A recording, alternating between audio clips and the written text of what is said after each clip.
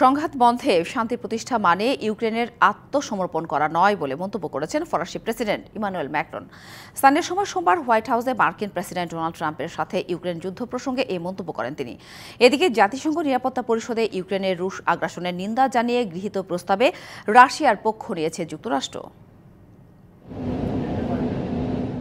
Ukraine যুদ্ধসহ বিভিন্ন ইস্যুতে আলোচনা করতে এখন যুক্তরাষ্ট্রে ফ্রান্সের প্রেসিডেন্ট ইমানুয়েল ম্যাক্রন বৈঠক করেন মার্কিন প্রেসিডেন্ট ডোনাল্ড ট্রাম্পের সঙ্গে।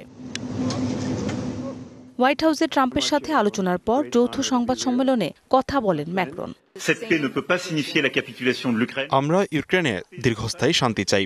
যুদ্ধবিরতির নিশ্চয়তা ছাড়া কিয়েভে শান্তি প্রতিষ্ঠা সম্ভব নয়। প্রেসিডেন্ট ট্রাম্পের সাথে কথা বলার পর আমি পুরোপুরি বিশ্বাস করি সামনে এগোনোর পথ রয়েছে।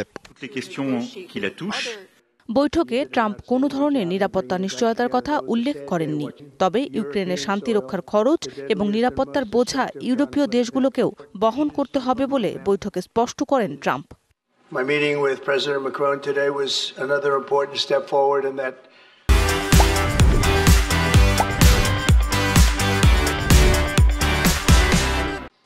স্থায়ী শান্তি প্রতিষ্ঠায় আমাদের মূল লক্ষ্য যত দ্রুত সম্ভব ইউক্রেন রাশিয়া যুদ্ধবিরতি। প্রেসিডেন্ট ম্যাক্রনের সঙ্গে আলোচনার পর লক্ষ্য অর্জনে আরও এক ধাপ এগিয়ে গিয়েছি আমরা। বেশ কয়েকটি ইস্যুতে আমরা ঐকমত্যে পৌঁছেছি।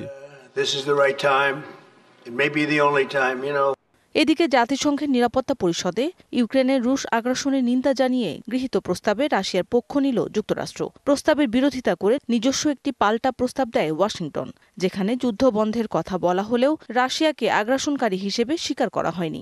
রাশিয়ার পাশাপাশি ইসরায়েল, বেলারুশ ও উত্তর কোরিয়াও সম্মতি দেয়নি প্রস্তাবটিতে। মৌসুমী শান্তা, ডিবিসি নিউজ ডেস্ক।